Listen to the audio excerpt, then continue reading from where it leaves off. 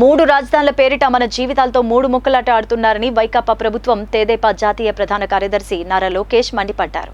ఉత్తరాంధ్రకు పట్టిన దరిద్రం జగన్ అంటూ విమర్శించారు.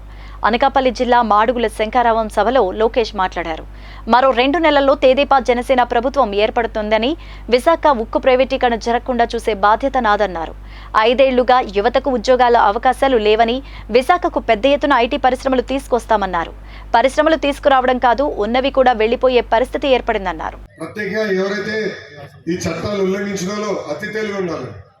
వాళ్ళు ఏం చేస్తారంటే వేరే నాయకుడిని పట్టుకుని మళ్ళీ మన దగ్గరికి వస్తారు పోస్టింగ్. అందుకే ఇప్పుడు ఏమన్నా పోస్టింగ్ వస్తే ముందర ఈ పుస్తకం తెరిచి చూస్తాను పేరు ఉందా లేదా ఉంటే వాళ్ళు కూడా చెప్తా, sorry brother, already judicial enquiry ఉంది, రేపు మాపం మిమ్మల్ని సర్వీస్ నుంచి డిస్మిస్ చేస్తుంది, మీరు జైలుకి వెళ్ళే పరిస్థితి కూడా వస్తుందని నిర్మం లేదు. ఆనాడు మీరు హామీలు ఇచ్చారని అడిగామా? ఎవరన్నా? ఎందుకంటే తన్ను దున్నపోతులు కూరెళ్ళాం, తంతుంది కదా అని తెలుసు. కానీ పాలు చావు దగ్గరికి వెళ్ళి ఇంకా 2 లీటర్లు ఎక్కువ ఇవ్వచ్చు కదా అని రోజు కొనుక్కుతాం. తన్నే దున్నపోతు వైకాపా ప్రభుత్వం, పాలు చావు తెలుగుదేశం ప్రభుత్వం అన్నా. ఒకసారి అది బాగా చూస్తున్నా. ఇక్కడున్న నీ శాసనసభ్యుడు నేను గిఫ్ట్ తీసుకొచ్చింది. ఆంధ్ర రాష్ట్ర పరువు తీసుకున్నందుకు ఆయనకు ఒక కోడిగుడ్డు ఇస్తున్నాను.